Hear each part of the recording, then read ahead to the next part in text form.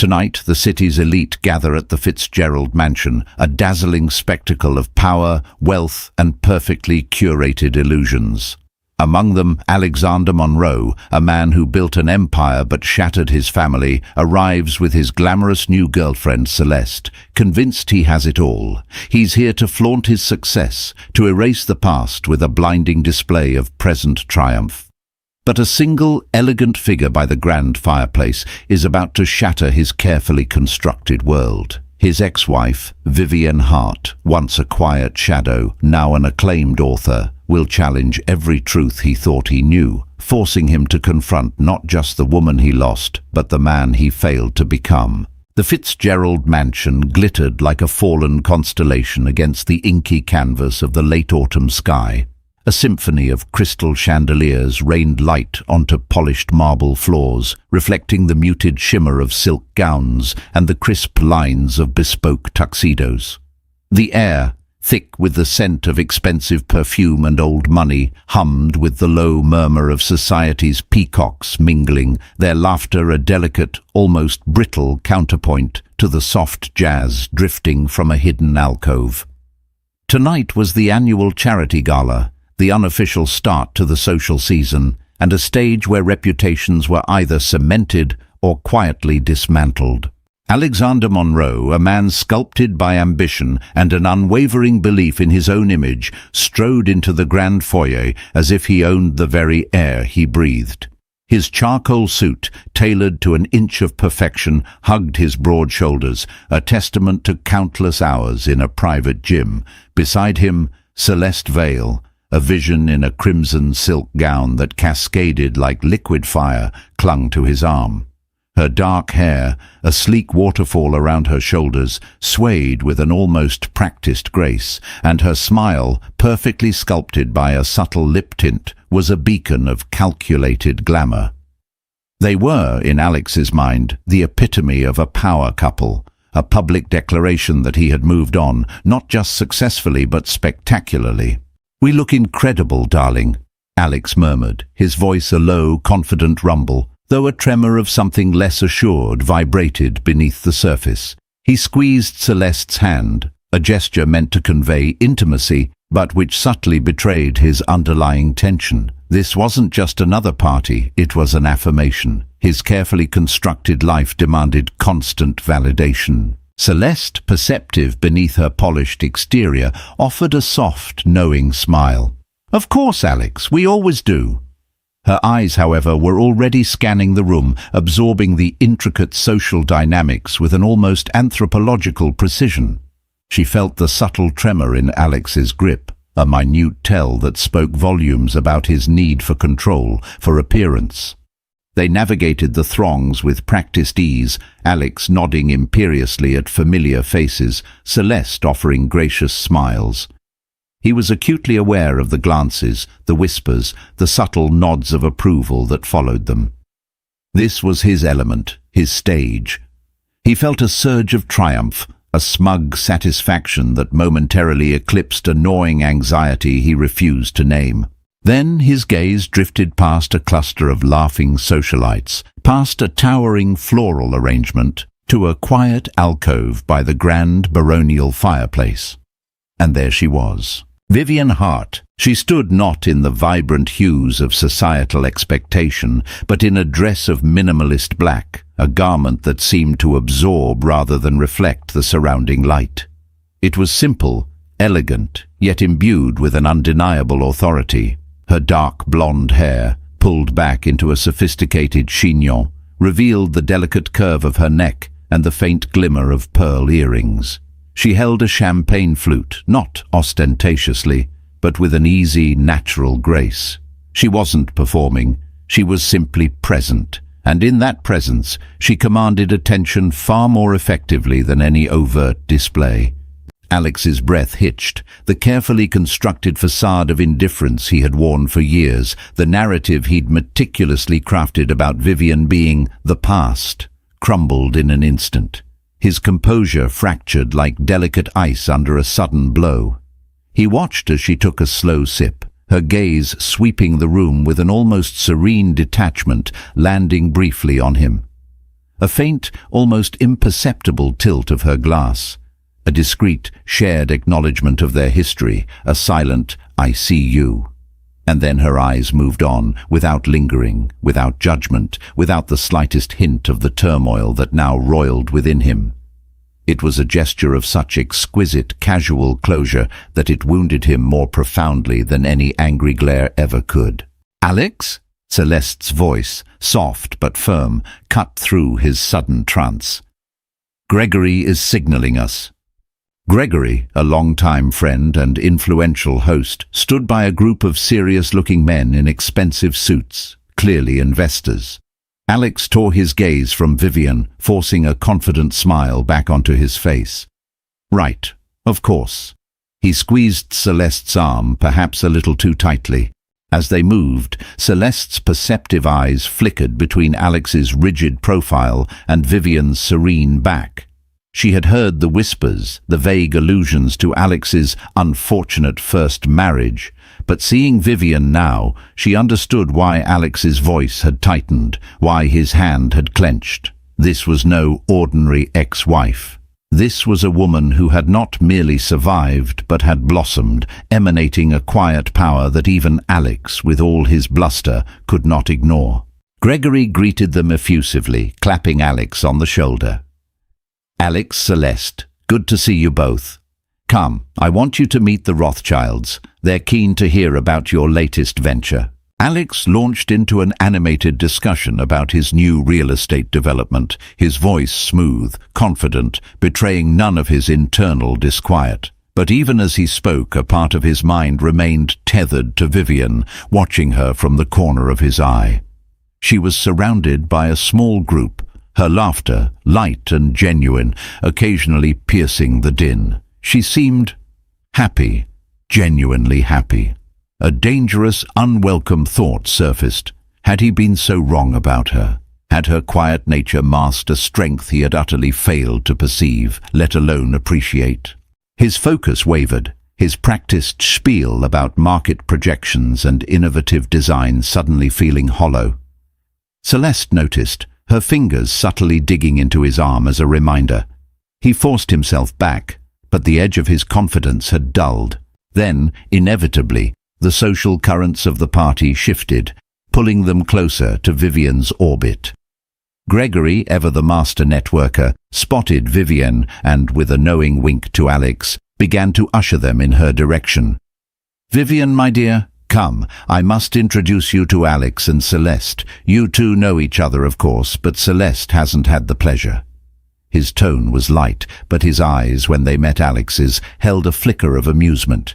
He enjoyed the drama, the subtle tension of such encounters. Vivian turned, her expression unreadable, a polite, almost practiced smile gracing her lips. Her eyes, the color of warm amber, met Alex's for a fleeting moment, devoid of anger or bitterness, simply distant.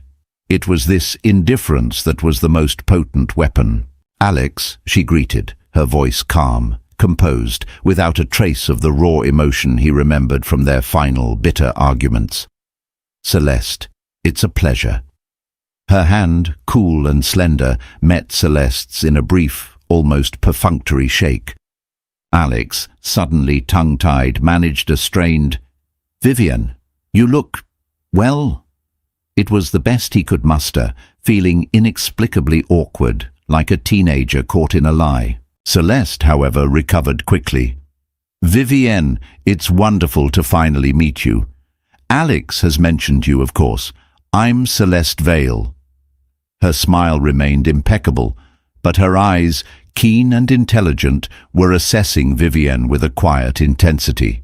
She noted the effortless elegance, the quiet authority. She noted Alex's discomfort, the slight stiffening of his posture. "Pleasure," Vivian replied, her gaze lingering on Celeste for a moment before returning to Alex, a subtle, almost imperceptible shift in her expression that signaled the end of polite pleasantries and the beginning of a subtext-laden duel. "It's been a long time, Alex." The air crackled with unspoken history. Alex felt a knot tighten in his stomach. He tried to project an aura of unconcern, but he knew he was failing. Vivian's mere presence was a challenge to his carefully constructed narrative, a silent reproach that resonated deep within him. He wanted to escape, to pull Celeste away, but society's rules dictated this dance.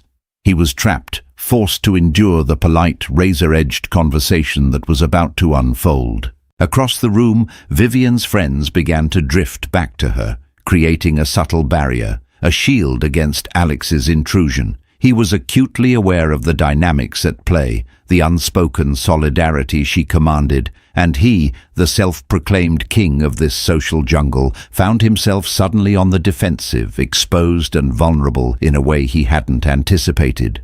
The night, he realized with a sinking feeling, was far from over, and its meticulously planned perfection had already begun to unravel. As the polite, stilted exchange wound down, Vivian, with a graceful dip of her head and a murmured excuse about greeting another acquaintance, dissolved back into the embrace of her own circle. Alex watched her go, a strange cocktail of resentment and unwilling admiration churning within him. "She's different than I imagined," Celeste remarked, her voice thoughtful as they drifted away from Vivian's orbit. She didn't sound critical, merely observant. "More serene." "Alex, you've never really told me much about your marriage." Alex waved a dismissive hand, attempting to reassert control over the narrative. "Nothing to tell, darling, just one of those things. Grew apart, different ambitions. She was always rather quiet, preferred her books to my business dinners." He tried to make it sound like a failing on her part, a deficiency that justified his eventual departure. But even as he spoke the words, they tasted false. Celeste, however, wasn't easily swayed. She had seen the flicker in his eyes, the subtle tension in his jaw. "Quiet isn't the same as uninteresting, Alex, and she certainly doesn't seem to be lacking in ambition now. She looks quite successful." Her words, innocent as they sounded, were a barb. Alex felt a prickle of annoyance. "Yes, well, everyone gets lucky sometimes. A fluke, perhaps." He downplayed it, desperately clinging to his carefully constructed image of Vivian as the milder, less dynamic half of their former partnership. The truth, of course, was far more complex. In the early years of their marriage, Vivian had been an aspiring writer, her notebooks filled with stories and characters, her imagination a vibrant, secret garden. But Alex's ambition had been a voracious beast, devouring every spare moment, every ounce of their shared energy. His career had demanded constant attention, endless social engagements, and a wife who would play the perfect supporting role, charming, beautiful, and unobtrusive.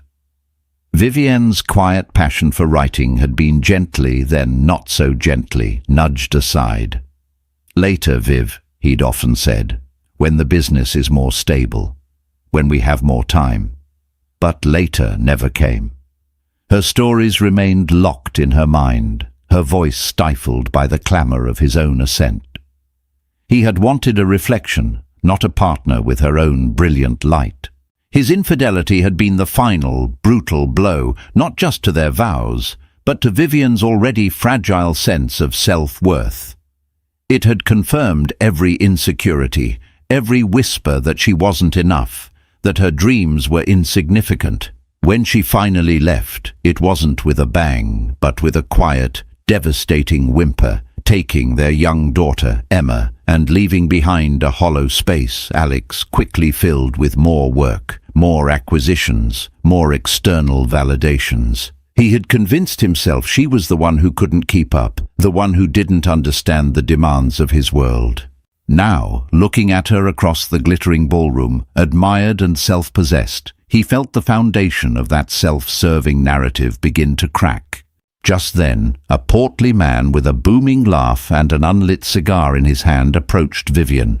Alex recognized him instantly. Marcus Thorne, a powerful figure in the publishing world. Alex watched, a strange premonition coiling in his gut. Thorne embraced Vivian warmly. "Vivian, my dear, you're a sensation."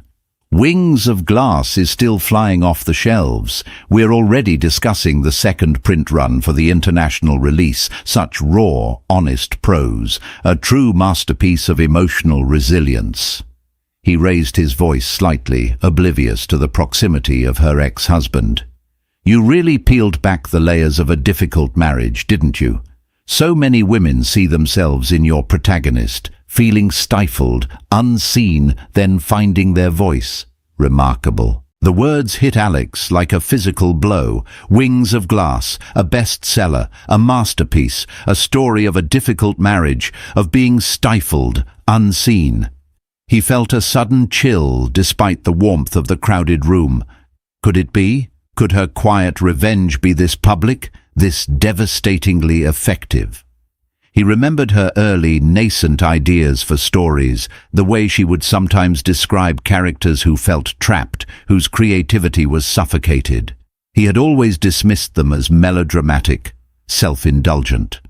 Now, they were a best-selling phenomenon, praised by the formidable Marcus Thorne. The irony was a bitter, metallic taste in his mouth. He reeled, his mind racing. He had been so sure he'd won the breakup, that he was the victor, the one who moved on to bigger and better things. Vivian was supposed to quietly disappear, to fade into obscurity, perhaps write a few obscure poems in her spare time. Not this dazzling public triumph built on the very wreckage of their shared past. Celeste, who had heard Thorne's gushing praise, turned to Alex, her perfect smile faltering slightly. Her eyes, suddenly sharp, met his. Alex, Wings of Glass? That's quite specific.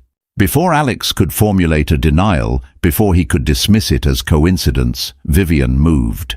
She detached herself from Thorne and, with a subtle shift of her body, turned to face Alex and Celeste directly. Her expression was no longer polite and distant.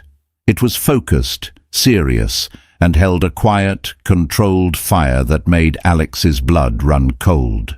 "Alex," she said, her voice cutting through the ambient hum of the party, clear and resonant enough that a few nearby conversations paused. "We need to talk, not about gossip, not about my book, but about Emma." Alex's carefully constructed veneer of confidence shattered completely. This wasn't the public, polite confrontation he might have expected, designed to humiliate him in front of their peers. This was something far more surgical, more precise. This was about their daughter. "Emma?" he managed, his voice sounding hollow, defensive. "Yes, Emma," Vivian affirmed, her gaze unwavering, holding his. "You send her money, Alex. You pay the bills, and you think that makes you a father. But do you know her favorite color? Do you know she's terrified of public speaking despite her bright mind? Do you know her best friend is a girl named Maya who loves coding? Do you know about her solar system project? About the Saturn model she's painstakingly crafting from recycled materials?" Each question was a thrust, piercing through his carefully constructed image of himself as a successful provider. He stumbled, grasping for answers, finding none. He knew none of these things. He provided the funds, yes, but he hadn't provided presence. He hadn't provided a father's ear, a father's hand, a father's emotional scaffolding. Celeste, standing beside him, shifted uncomfortably. Her face, usually so composed, was etched with a mixture of surprise and dawning realization. She saw the raw, exposed truth in Alex's stunned silence, the undeniable evidence of his profound absence from his daughter's life. Vivian continued, her voice gaining a quiet intensity. "Fatherhood isn't a transaction, Alex. It's a relationship, and you've been absent from the only one that truly matters.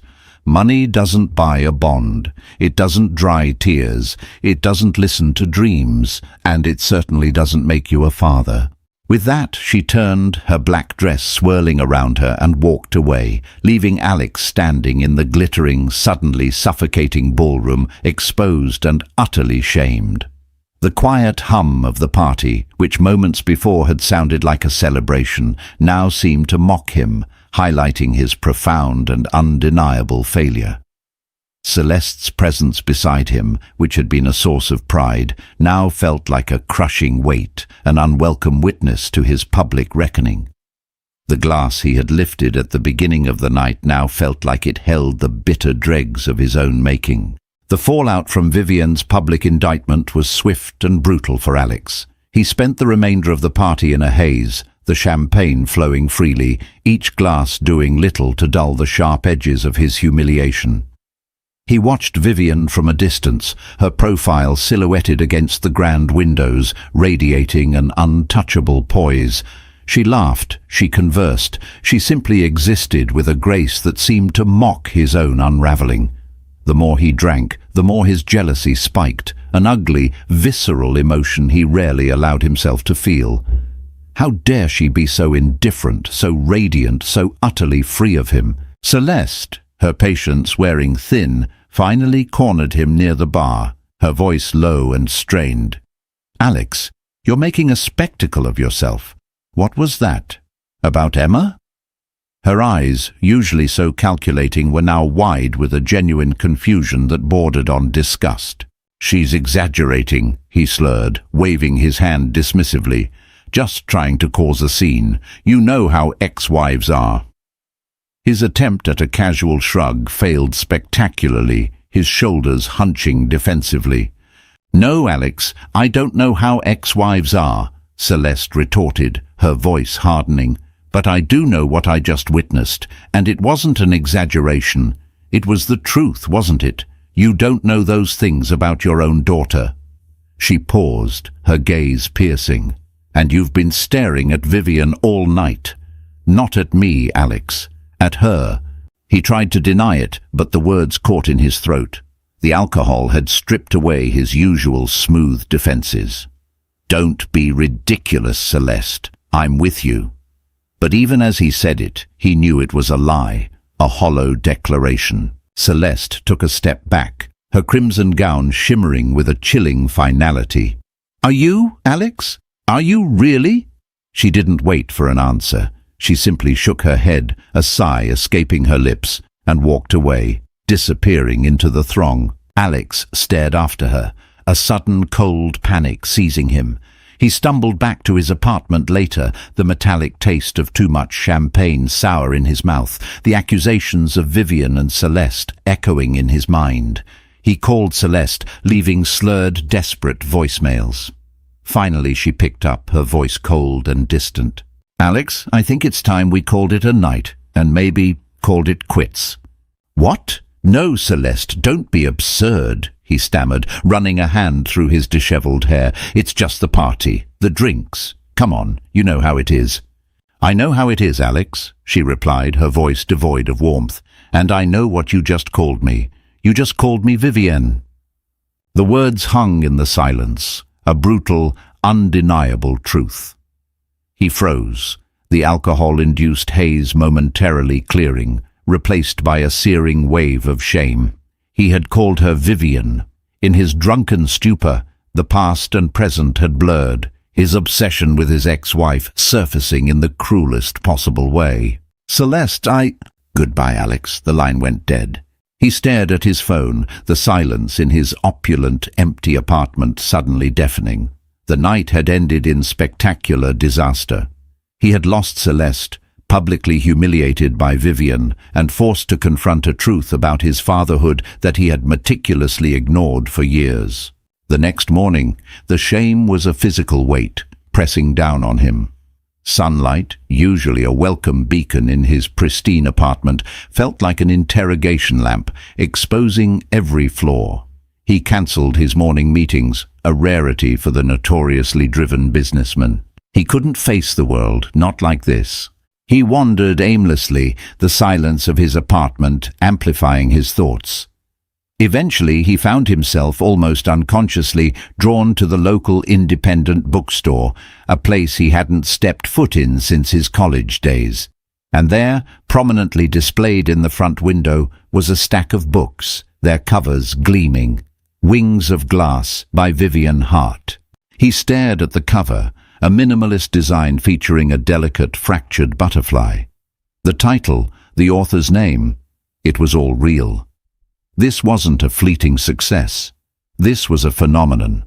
A deep, unsettling curiosity, mingled with a morbid fascination, compelled him inside. He walked past rows of glossy bestsellers, past the scent of old paper and fresh coffee, until he stood before the display. He picked up a copy, his fingers tracing the title. He bought it along with her two previous, less celebrated novels, all of which he had ignored when they were first published. Back in the sterile silence of his apartment, he started to read. He devoured Wings of Glass first, then the others. The words, Vivian's words, flowed over him, painting vivid pictures, evoking emotions he had long suppressed. He saw flashes of their life, of his ambition, of her quiet despair, all refracted through the lens of her fiction. Passages about a wife feeling invisible, about betrayals both grand and subtle, about a child's quiet hurt, pierced him like shards of glass. He recognized himself in the oblivious, work-obsessed husband, in the cold, dismissive dialogues. He saw Emma, small and vulnerable, yearning for a father's attention. For the first time in a long, long time, Alex felt true shame, a profound and visceral understanding of the damage he had wrought. It wasn't about losing Celeste, or his public image. It was about the quiet suffering he had inflicted, the dreams he had crushed, and most importantly, the connection he had sacrificed with his own daughter. The book ended, but the echo of Vivian's voice, her truth, reverberated through him. He sat in the silence, the weight of his failures pressing down, until a single, undeniable thought broke through the fog of regret. He had to change, not for Vivian, not to win her back, but for Emma. For himself. He picked up his phone, his fingers trembling slightly.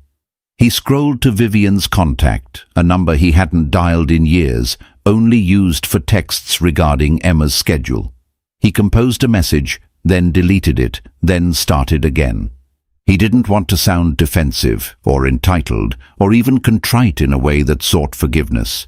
He wanted to convey genuine intent. Vivian, I read your books, I saw myself. I was wrong. I want to change, especially for Emma. He sent it. Then he waited. No reply. The silence stretched, heavy with the weight of his past. The next morning, instead of heading to the office, he drove to Emma's school. He stood at Gate 3B, where he used to occasionally pick her up years ago before his schedule became too demanding. The bell rang and a stream of children poured out, a riot of backpacks and excited chatter. Emma emerged, her bright red backpack slung over one shoulder, her head bent in conversation with a friend. He saw her, and a wave of emotion washed over him, tenderness, regret, a fierce desire to make things right. He raised a tentative hand. Emma! She looked up, her blue eyes, so like Vivian's, widening in surprise. Her smile, which had been bright, faltered. Dad? Her voice was a mix of confusion and guarded curiosity. Her friend, a small girl with braids, gave him a wary glance before waving goodbye to Emma. The reunion was awkward, stilted. Hi, honey, he managed, feeling inexplicably clumsy. I wanted to see you. Emma hugged her backpack tighter. Okay.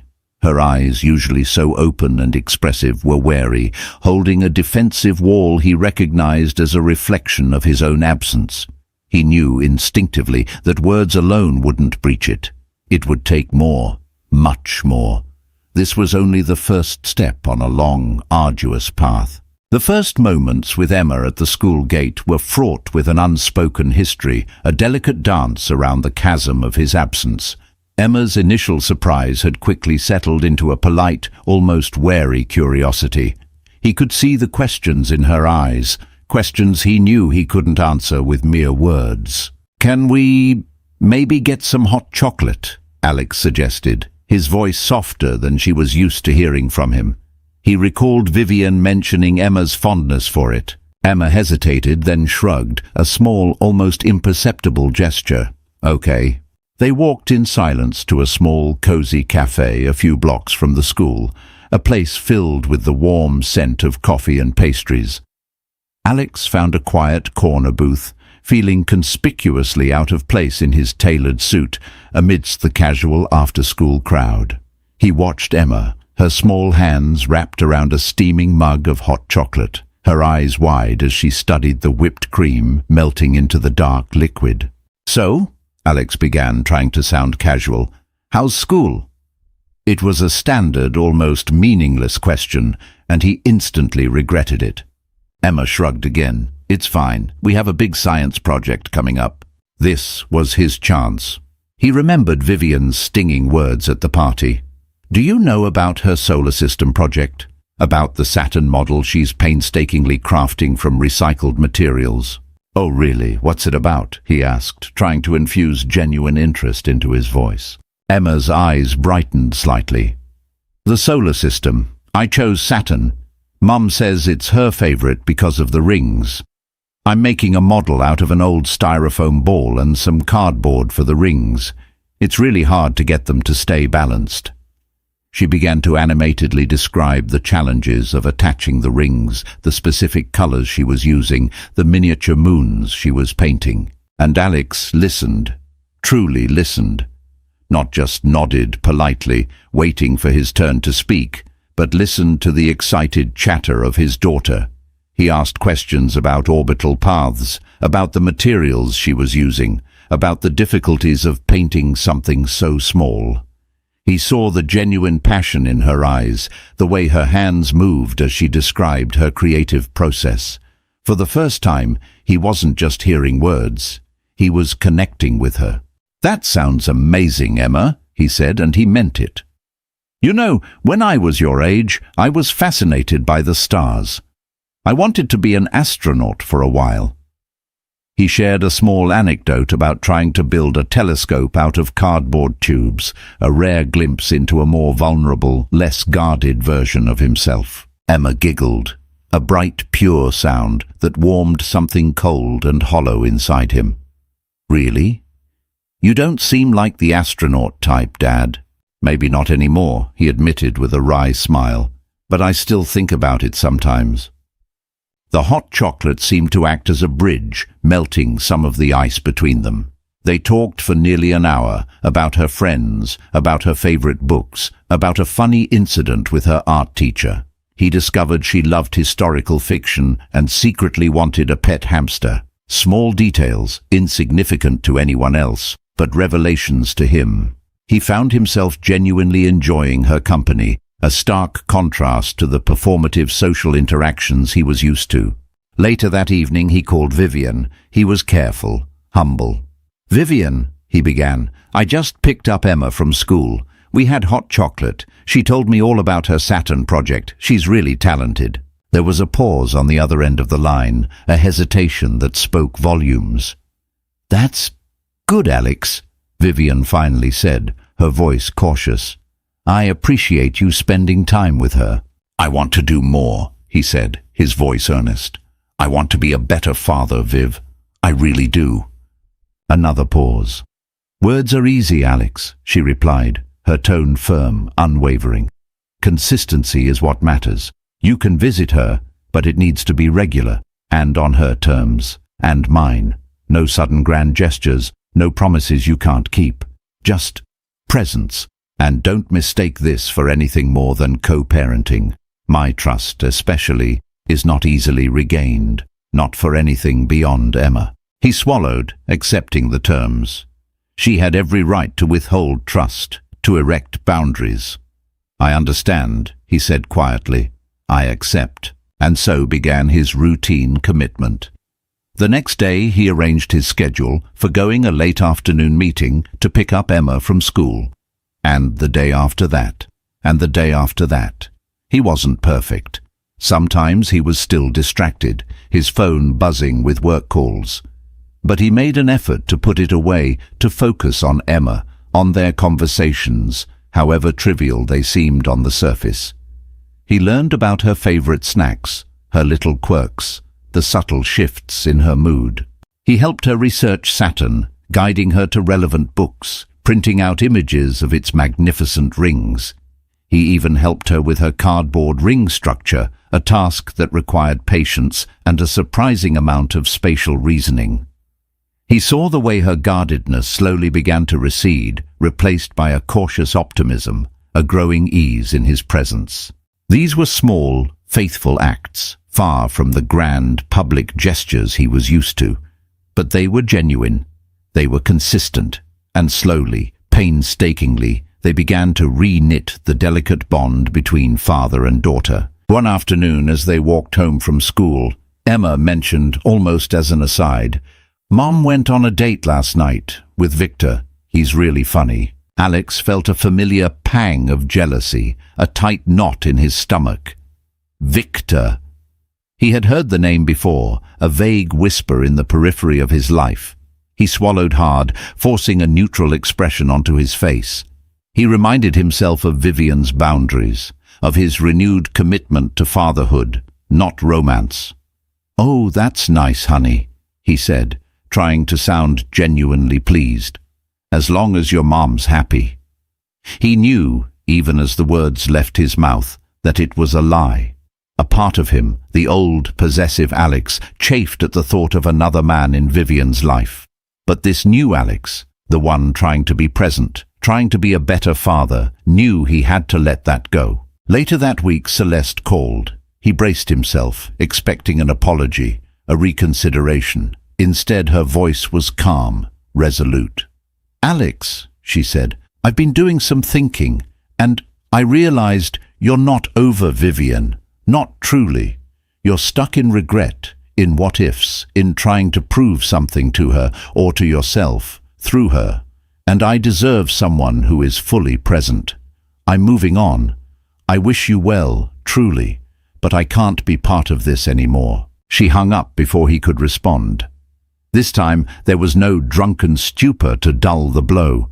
He recognized the truth in her words. She was right. He had been fixated, not just on Vivian's public success, but on the past, on proving something. Celeste, in her brutal honesty, had given him a strange gift, the final push towards focusing entirely on his own internal repair and on Emma.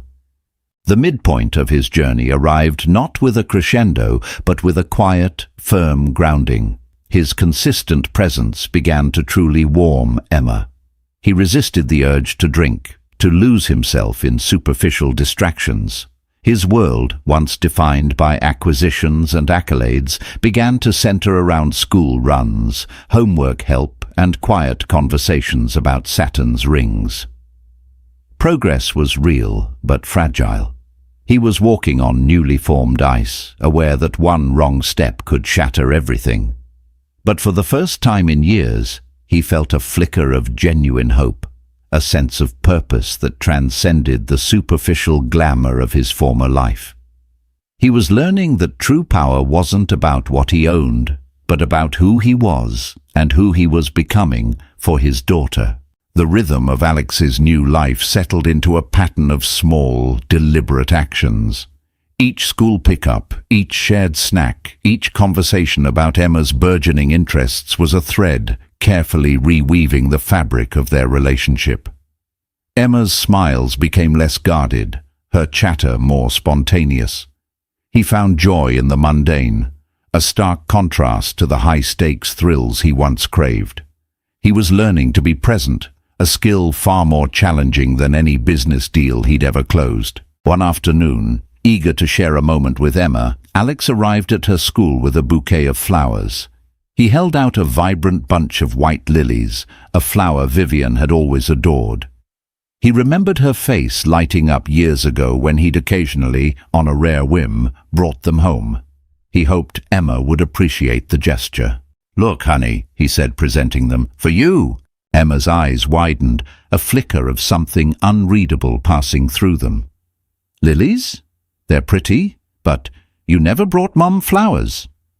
She stated it innocently, without malice, merely as a simple, unvarnished observation. The words hung in the air, a quiet indictment. Alex froze, the bouquet suddenly feeling heavy, a symbol of his past failures. Emma wasn't trying to hurt him. She was simply recalling the reality of their family history. The lilies, intended as a gesture of affection, a belated echo of his romantic past, were now reframed, not as a symbol of love, but of neglect. He had only brought Vivian flowers before their marriage, in the initial flush of courtship, or on rare, performative occasions. Never just because, never consistently. He swallowed, forcing a smile. "You're right, Em. I didn't. But you know what? You deserve flowers. Just because." He handed them to her, a gesture that now carried a new weight of genuine, unburdened affection. Emma's face softened, a genuine smile replacing the slight uncertainty. She buried her face in the blossoms, inhaling their sweet fragrance. The misfire had, unexpectedly, offered a fresh insight. His acts of love needed to be authentic, specific to Emma, not recycled attempts to undo past wrongs with Vivian. Meanwhile, the shadow of Victor lingered. Emma occasionally mentioned him, usually in passing, painting a picture of a charming, attentive man.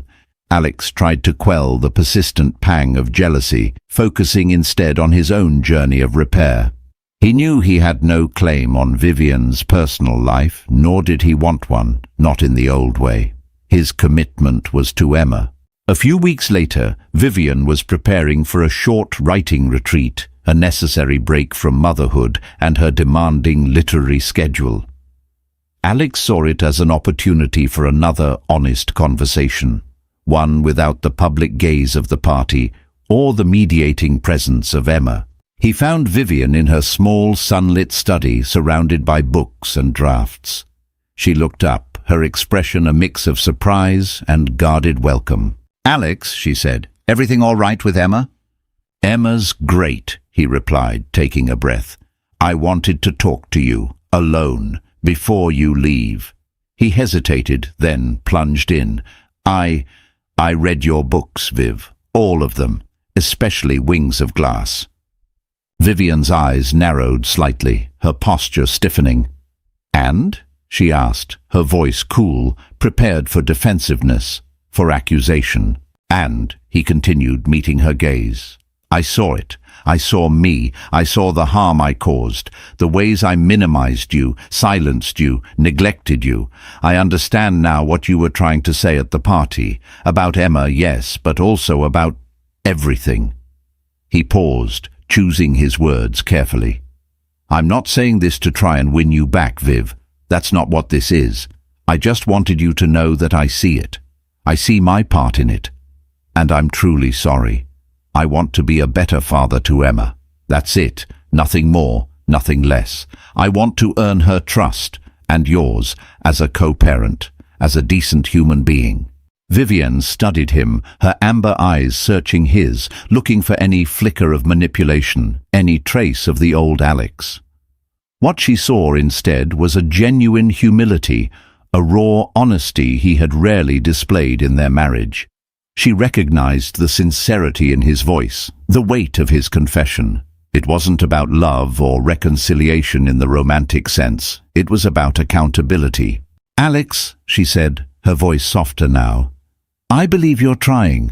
I see it with Emma. She's happier, more settled, and I appreciate you acknowledging the past.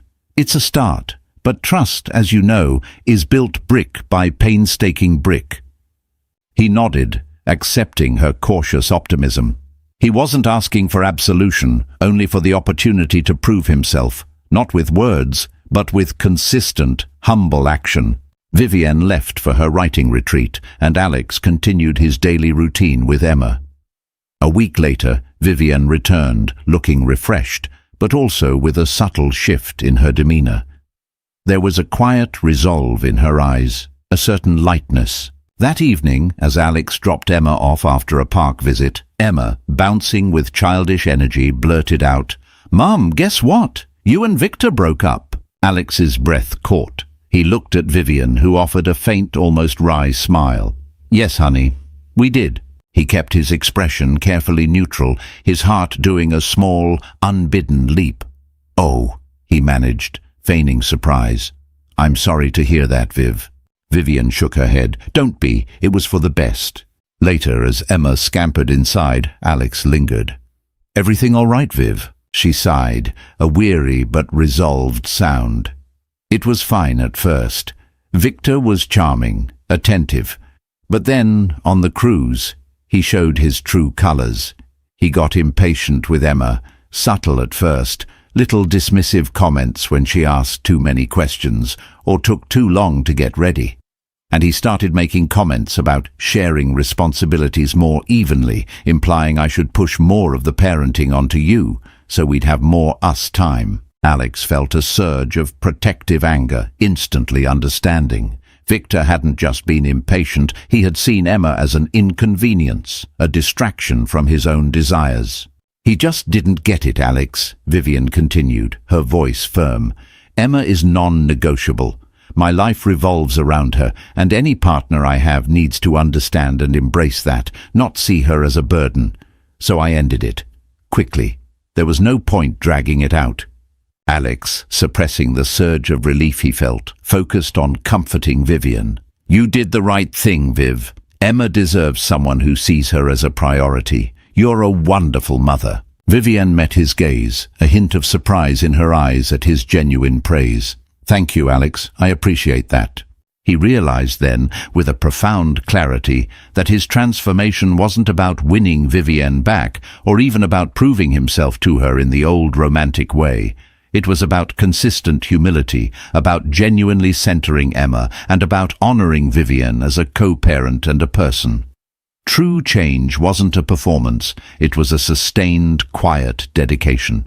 It wasn't about seeking recognition for his efforts, but about doing the right thing, day in and day out, regardless of the outcome. The lilies had been a misstep, a vestige of the old Alex. His quiet, genuine support for Vivian, his recognition of her strength as a mother, was the true measure of his shift. This was the deeper understanding he now pursued. The weeks that followed Victor's departure solidified Alex's resolve. The absence of a romantic rival, while a subtle relief, underscored the truth of his new mission. It wasn't about vying for Vivian's affection, but about earning a genuine place in Emma's life and a respectful partnership in co-parenting.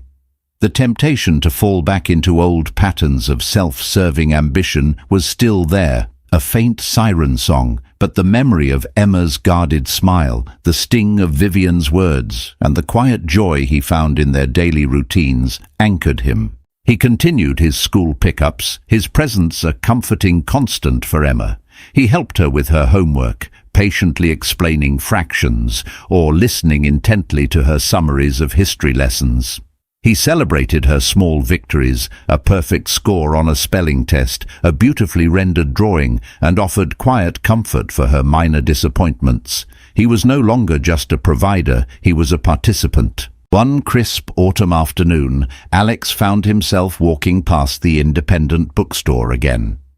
He spotted Vivian inside, perched on a stool near a towering bookshelf, a notebook open in her lap, lost in thought. The sight of her, absorbed in her craft, stirred a different kind of emotion in him than the raw jealousy of the party. It was a mixture of respect and a quiet understanding of the depth of her talent, a talent he had once dismissed and stifled. He hesitated at the doorway, then, taking a deep breath, stepped inside. He approached quietly, not wanting to startle her. Vivian looked up, her pen pausing mid-stroke. A flicker of surprise, then a polite, almost neutral expression. Alex, everything all right? Everything's fine, Viv, he said, offering a small, genuine smile. I saw you through the window, just wanted to say hello. He gestured vaguely at her notebook. Working on the next masterpiece?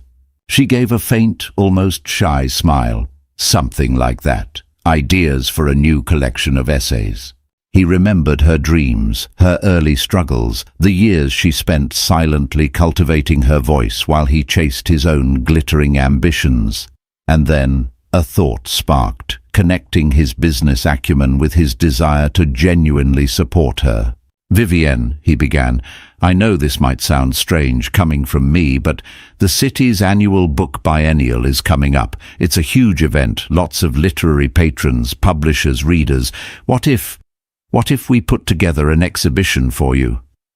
Vivienne stared at him, bewildered. An exhibition? Alex, I'm an author, not a painter. And besides, we? The last word was tinged with suspicion. "Not we, as in a couple, Vivian," he clarified quickly, anticipating her reservations. "And not to own it, or for my benefit. It would be entirely focused on your work, on Wings of Glass, on your journey as a writer. A retrospective of your success. A curated exhibition, perhaps with excerpts from your novels, photos from your book tours, early drafts, maybe even a reading. I could help with the logistics, organize the venue, manage the press, get the right people involved. I have contacts, resources, people who owe me favors. I could make it truly spectacular in a way that elevates your work and gives it the recognition it deserves." He continued, his voice earnest, his business instincts finally channeled into something selfless. "It wouldn't be about me, Viv. It would be about celebrating you, your voice, your achievement. You deserve that spotlight, genuinely. It would be a way to honor your work, to show Emma how proud I am of her mother, and a way for me to contribute practically without any agenda other than your success." Vivian listened, her expression slowly shifting from skepticism to a guarded curiosity, then to a quiet astonishment. She saw the genuine respect in his eyes, the absence of the possessive gleam she remembered. This wasn't a grand gesture to win her back. It was an offer of practical support offered with humility and focused entirely on her professional flourishing. He was proposing to use his formidable organizational skills, his influence, to shine a spotlight not on himself, but on her. "Alex," she said, her voice soft, "that's surprisingly generous and entirely unexpected. I just want to help, Viv," he said simply. "No strings attached, just a genuine desire to see your work celebrated, to make amends for, well, for everything I stifled."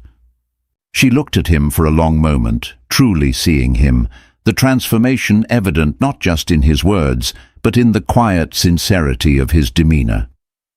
"Let me think about it," she finally said, a faint smile touching her lips. "But thank you, Alex. Truly." He nodded, a sense of quiet satisfaction spreading through him. He hadn't asked for anything in return, not even a renewed friendship.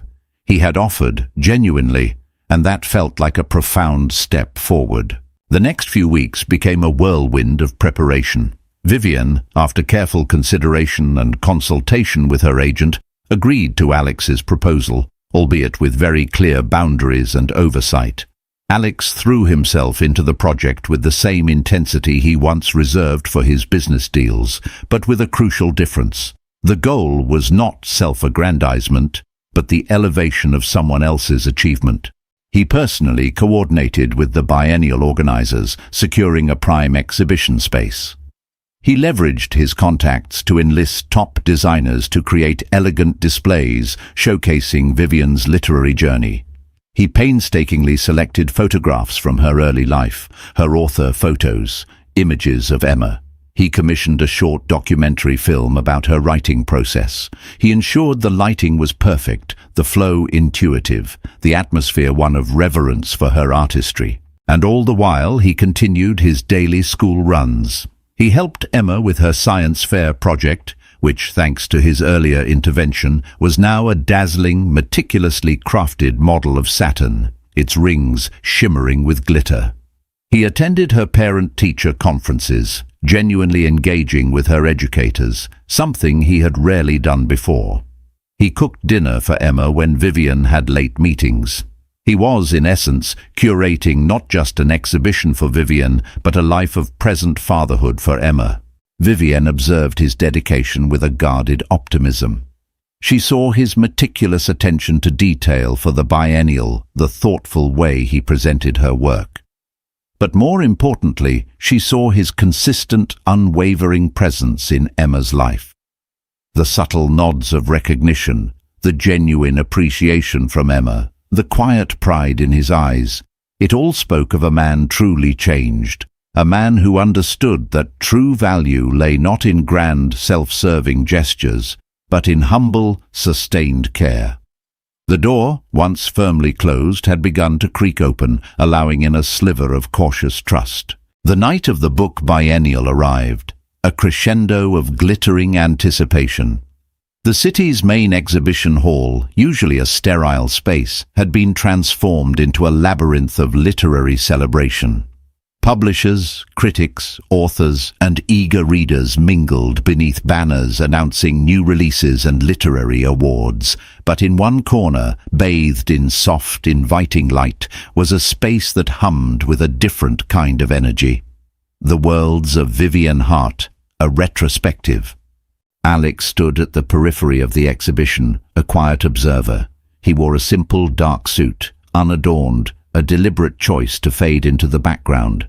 Beside him, Emma, dressed in a pretty, age-appropriate dress, clutched his hand, her eyes wide with wonder. He had kept his promise. This was Vivian's night, a celebration of her work, not his. The exhibition was elegant, tasteful, and profoundly moving. Large backlit panels displayed excerpts from Wings of Glass and her earlier novels, each passage chosen to highlight her evocative prose and emotional depth. There were blown-up photographs of Vivian at different stages of her life. A young woman with a hopeful, slightly shy smile, a contemplative author signing books, a radiant mother holding a tiny Emma. A glass display case held a handwritten manuscript page, her intricate script a testament to the arduous process of creation. Another featured a small, tarnished typewriter, a symbol of her quiet beginnings. A steady stream of attendees flowed through the space, their murmurs of admiration audible. Critics whispered about her evocative prose, readers lingered over quotes that resonated deeply, and fellow authors nodded in respectful acknowledgement of her artistry. The space radiated authenticity, a stark contrast to the performative glamour of the Fitzgerald Mansion party. Vivian herself stood at the center of the exhibit, surrounded by admirers, her black dress this time accessorized with a shimmering silver necklace that caught the light. She looked poised, confident, and genuinely moved by the outpouring of appreciation. Her smile was warm, her gaze clear and direct as she answered questions, signed books, and accepted congratulations. She was not performing. She was simply basking in the well-deserved recognition of her life's work. Alex watched her, a profound sense of pride swelling in his chest. Not the pride of ownership or of having created this success, but the pride of witnessing it, of having played a small, supportive part in helping it shine brighter. He saw Emma's face, alight with wonder and adoration for her mother, and that, he realized, was the true reward. Eventually, Vivian excused herself from her admirers and walked towards them, her gaze softening as she reached Emma. She knelt, embracing her daughter warmly. "What do you think, sweetheart?" "It's amazing, Mom," Emma exclaimed, her voice muffled against Vivian's shoulder. "Everyone loves your books." Vivian chuckled, then straightened, her eyes meeting Alex's. Her expression was complex. Gratitude, a hint of surprise, and an undeniable acknowledgement of his efforts. "Alex," she said, her voice low, "this is truly magnificent. You've outdone yourself." He shrugged, a genuine, humble gesture. "It's your work, Viv. It deserves to be seen." "No," she insisted, shaking her head gently. "It's more than that. The care, the detail, the way you curated everything. You listened to my suggestions. You anticipated what I'd want. You did this not just professionally, but with genuine respect. And I see that. I see the effort you've put into Emma's life too. You're different. Genuinely different." Her words, an honest and unsolicited acknowledgement, resonated deeply within him. It wasn't praise he had sought, but to hear her say it, to see the genuine trust in her eyes, was more fulfilling than any business accolade he had ever received. "I'm trying, Viv," he said, his voice earnest, his gaze unwavering. "I'm not perfect, and I know I have a lot to make up for. But I promise you, I'm committed to being a present, reliable father to Emma for the rest of my life, and to supporting you in whatever capacity you'll allow." not with grand gestures but with consistent daily amends. Vivienne looked from Alex to Emma, then back to Alex. A soft smile, a true smile, spread across her face. "I believe you, Alex," she said, her voice quiet but firm. "I believe you." It wasn't a romantic capitulation, not a declaration of renewed love. It was something far more profound, more meaningful, an earned trust, a recognition of genuine change, a new foundation for co-parenting and mutual respect. The fragile bridge they had been building had finally become sturdy enough to bear the weight of their shared future. The indifference that had once wounded him so deeply was gone, replaced by a quiet acceptance, a cautious hope. And in that moment, for Alex, it was everything. Months folded into seasons, marking the passage of time not with dramatic pronouncements, but with the quiet, consistent hum of rediscovered family life. The book Biennial was a resounding success, elevating Vivienne's profile further and cementing her status as a literary force. Alex, though he had poured his energy into its flawless execution, remained in the background, a silent, proud supporter. His reward wasn't public acclaim, but the subtle, growing warmth in Vivienne's eyes and the unabashed joy in Emma's. Their shared routines became the bedrock of their new dynamic. School pickups were no longer a chore or an obligation, but a cherished part of Alex's day. He learned about Emma's latest schoolyard dramas, her triumphs in art class, her evolving opinions on literature. He helped her with homework, occasionally wrestling with a particularly tricky math problem, their heads bent together over textbooks. These moments, once dismissed as mundane, now felt sacred, imbued with the quiet dignity of presence. Vivienne, in turn, began to cautiously open up. She started sharing drafts of her new essays, her new novel, with Alex. He read them meticulously, offering sensitive, thoughtful feedback, his sharp business mind proving surprisingly adept at analytical critique, devoid of the old dismissive tone. He challenged her where necessary, praised her where due, always with genuine respect for her craft. He wasn't trying to rewrite her story, he was helping her refine it, a true partner in her creative process. One ordinary Tuesday evening, the scene unfolded that Alex once thought impossible. The apartment, no longer pristine and empty, now felt lived in, warm. Alex, having learned a few basic recipes, was in the kitchen, carefully stirring a pot of pasta sauce, the aroma of garlic and tomatoes filling the air. Emma, perched on a stool at the kitchen island, meticulously helped Vivienne at her laptop, sorting through research for a new historical fiction project. Laughter, soft and genuine, punctuated their conversation as they debated the merits of a particular historical figure. The setting sun cast long, golden shadows across the living room, illuminating the bookshelves now filled not just with Vivienne's works, but with Emma's colourful storybooks, Alex's business journals, and a growing collection of shared reads. The quiet hum of domesticity was a symphony Alex had never known he craved, a melody far sweeter than any applause. Finally, dinner was ready.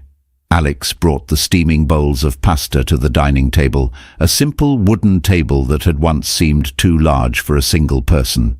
Now it felt perfectly sized. Emma, chattering about her day, carefully placed a hand-drawn picture of Saturn next to her plate. As they ate, the conversation flowed easily, a comfortable blend of Emma's school anecdotes, Vivienne's literary insights, and Alex's observations on a local community project he was now passionately involved in. There was no pretense, no performance, no need to impress. Just three people sharing a meal, sharing a life. Mid-meal, Vivienne raised her glass of water, a quiet smile gracing her lips. Emma, sensing the moment, mirrored her action with her juice glass. Alex followed suit, a lump forming in his throat. "To us," Vivienne said, her eyes meeting Alex's, then Emma's. "To our family." Alex nodded, his own voice thick with emotion. "To our family," he echoed, a warmth spreading through his chest that had nothing to do with champagne and everything to do with presence. The past remained the past, a history of mistakes and lessons learned, but it no longer defined their present or dictated their future. The wounds had healed, leaving scars but also new strength. The future was collaborative, hopeful, and most importantly, grounded in the daily, consistent care they offered one